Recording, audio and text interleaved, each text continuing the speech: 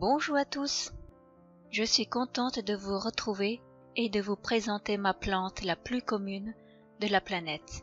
Il s'agit du Tradescantia. Il en existe plus de 70 variétés. Son nom populaire est la misère, car c'est une plante increvable et envahissante. Son autre nom, moins connu, est l'éphémère, car ses petites fleurs roses à 3 pétales ne durent que quelques heures. Ma misère est une Tradescantia pallida, la misère pourpre. C'est une espèce à croissance très vigoureuse. Les parties aériennes âgées de plus de 6 mois supportent bien les basses températures qui varient entre 2 et 3 degrés, mais craint la gelée. Si on la cultive en pleine terre, en cas de température négative, seule la partie souterraine résiste au froid et revient à la vie au printemps. Simplement, il faut se souvenir où l'on l'a plantée, afin de lui éviter les coups de bêche.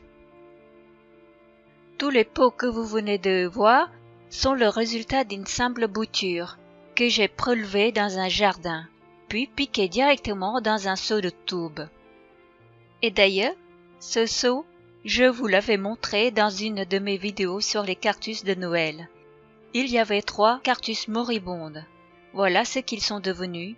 Ils sont en bouton et vont fleurir après Pâques. Ce pot de Tradescantia est gardé dans le séjour exposé au sud. Le manque de lumière fait perdre à la plante sa belle couleur pourpre, mais elle continue toutefois à fleurir devant les fenêtres. Dans nos intérieurs, le bouturage peut se faire en toute saison. Il est extrêmement facile de le bouturer. Je prends un bout avec un nœud et je le pique dans le substrat. Pour cette plante, il faut privilégier un substrat retentant d'eau, comme par exemple le mélange de terre de bruyère, de toube et une poignée de terre de jardin.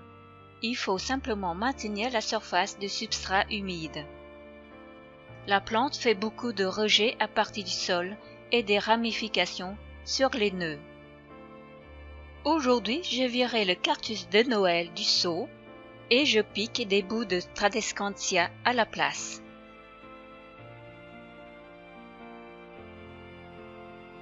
J'arrose abondamment et laisse l'eau traîner dans la coupelle. L'eau va remonter par capillarité et maintenir la surface toujours humide. Cela m'évite de le surveiller tous les jours. Je réarrose par-dessus quand la coupelle est complètement sèche et lui donnerai de l'engrais liquide quand j'y pense. Dans quelques semaines, j'aurai une grosse potée fleurie. Les jeunes tiges se cassent comme du verre. Il suffit de la repiquer dans son pot. Et la reprise se fait en 3-4 semaines. La vidéo se termine sur cette petite fleur. J'espère que ma misère et ma vidéo vous ont plu.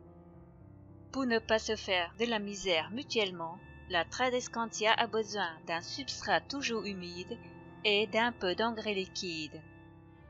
Et elle vous remerciera de sa croissance galopante, mais elle a besoin d'une lumière forte pour garder sa belle couleur pourpre, à rendre jaloux les cardinaux.